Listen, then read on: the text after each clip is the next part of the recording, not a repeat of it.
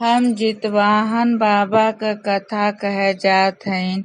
जवन बहनी लोगन गोठे में ना जात होइए, घर पर रहत होइए, अगर ई कथा मन तन से सुनिहन उतने फल मिली जितना जवन बहनी लोग गोठ में जाके बरस कथा सुनत होइए। एक सास रहनी, एक पतो रहनी। सास जौन है कि व्रत भूखलनी ज्योतिया माता का, ज्योत बंधन बाबा का।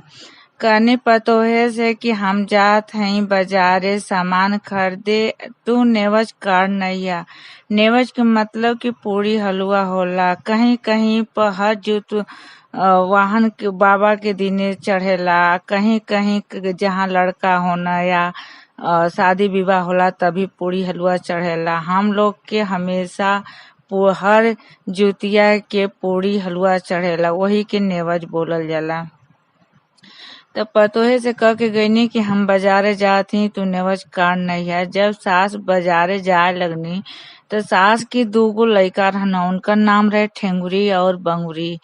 तो पतो कहने की ये अम्मा जात हूँ बाजारे, हम का लगा के नेवज काढ़ब। तो कहने की ठंगुरी बंगुरी कौनो होई लगाए के बनाए लिहा। कनो से हम आए तब बना के तैयार रख ले रही। कने ठीक बा अम्मा। जब वो चल गईनी तो सब पतो रहनी नहैनी धोनी।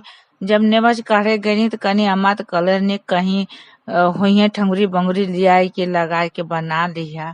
तो गईनी ठंगुरी बंगुरी के पकड़ के लेके आईनी, चूल्ही में लगाए के नेवज बना के रख देहनी।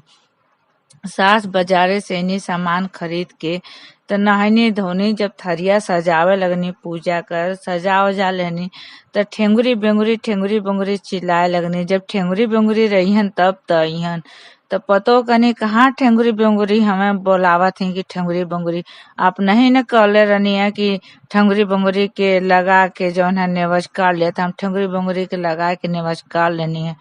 इतना सुनते अपन सास जोर जोर से चिल्लाए लगनी, रोवे लगनी, बिलाप करे लगनी, ज्योत बंधन बाबा के मनावे लगनी। ज्योत बंधन बाबा इतना कृपालु दयालु हमें कि वो वहाँ आईना पूछे लगना काहे तू इतना रोवत हो, हमें बुलावत हो।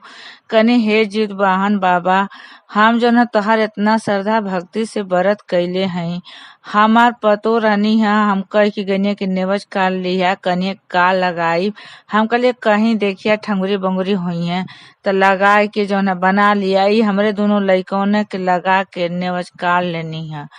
तो कहने की रोवा वा मत, जा गोठे में जैबू, जब पूजा जैसे पूजा पाठ करेलू वैसे ही पूजा पाठ करिहा। कैला के बाद जब गोठ खूब गंभीराई तब लगिहा ठेंगुरी बेंगुरी चिल्ला है तो ठेंगुरी बेंगुरी हाजिर हो जाइए। कने ठीक बा बाबा। आपन फिर वहां से थरिया उठौने गईनी, जितना श्रद्धा भक्ति से होला पूजा पाठ कैनी। कैले के बाद जब गोठ खूब गंभीराइल, कने खिस्सा कुल होत बा। जब खूब गोठ गंभीराइल तो उनके ध्यान पड़ल, कहा है कि ये ठेंगुरी ये बेंगुरी आवा हो का अब गोठ उठे वाला है, कथा समाप्त होए वाला है, आवा थरियवा लेके घरे चले के है। इतना जोर जोर से लगनी चिल्लाए के ठेंगुरी बेंगुरी आके हाजिर हो गई न। और वो खुशी के मारे एकदम खुश हो गई। जितवाहन बाबा का अपन गोड़ लागे लगनी, कनी हे जय हो जितवाहन बाबा, जैसे तू हमार मृत बच्चन के जीवित कैला है तैसे हर माताएं के बच्चा का दुख बलाए दूर करिया।